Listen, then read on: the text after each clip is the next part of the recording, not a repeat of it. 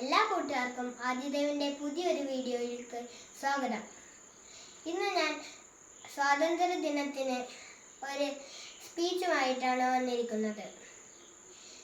ഇന്ന് കുട്ടികൾക്ക് വളരെ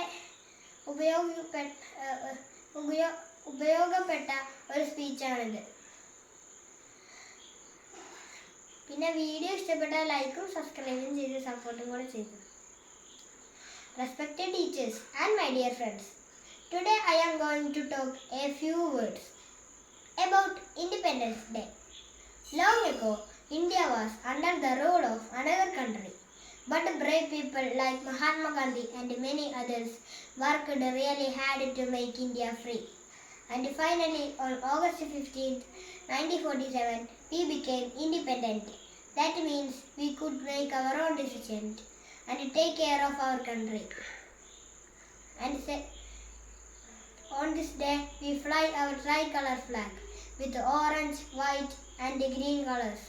So my dear friends, Indian Independence Day is a time to remember our freedom fighters, feel proud of our country and celebrate together. It is a day full of joy and love for India. Thank you. Jai Hind.